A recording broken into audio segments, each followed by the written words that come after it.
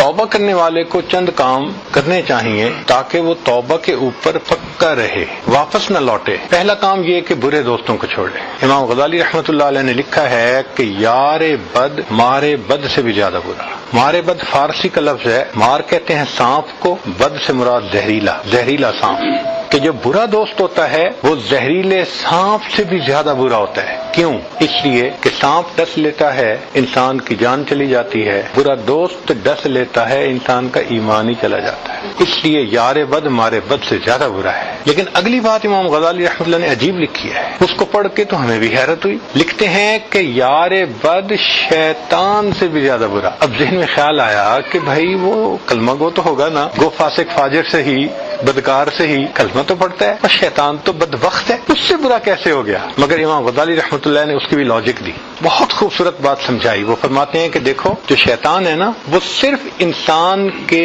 ذہن میں گناہوں کا وسوسہ ڈالتا ہے، انسان کے دل میں گناہوں کا وسوسہ ڈالتا ہے، اس سے اوپر تو کچھ نہیں کر سکتا، صرف میسج بھیجتا رہتا ہے گناہوں کے۔ آپ اس میسج کو نہ پڑھیں، میسج کو ڈیلیٹ کر دیں، یہ تو آپ کا اختیار ہے نا، وہ کوئی پابند تو نہیں کرتا، پڑھنا بھی ہے، اس پر عمل بھی کرنا ہے، یہ تو ہمارا سویٹ چوائس ہے۔ تو شیطان انسان کے ذہن میں صرف گناہ کا میسج بھیج سکتا ہے، دیٹس اٹ۔ فرماتے ہیں جو برا دوست ہوتا ہے وہ ذہن میں گناہ کا خیال ہی نہیں ڈالتا، انسان کو بازو سے پکڑ کر گناہ کا ارتکاب کروا دیتا ہے۔ اس لیے جو برا دوست ہوتا ہے وہ شیطان سے بھی زیادہ برا ہوتا ہے۔ اور اللہ کی شان کے ہم روز اللہ سے عہد کرتے ہیں، اللہ ہم نے بروں کو چھوڑ دیا، باوضو ہو کے عہد کرتے ہیں، مسجد میں کھڑے ہو کے عہد کرتے ہیں۔ وتر میں کیا دعا ہم پڑھتے ہیں اکثر ہم میں سے، وَنَخْلَعُ وَنَتْرُكُ مَن يَفْجُرُكُ، اے اللہ ہم نے خلو حاصل کر لیا، چھوڑ دیا ہر اس بندے کو جو فاسق و فاجر ہے۔ تو اللہ سے عہد کیا نا ہم نے، اور دن میں انہی سے دوستی کر رہے ہوتے ہیں۔ اس بے وفائی کی بھی کوئی انتہا ہے؟ تو توبہ کرنے والے شخص کو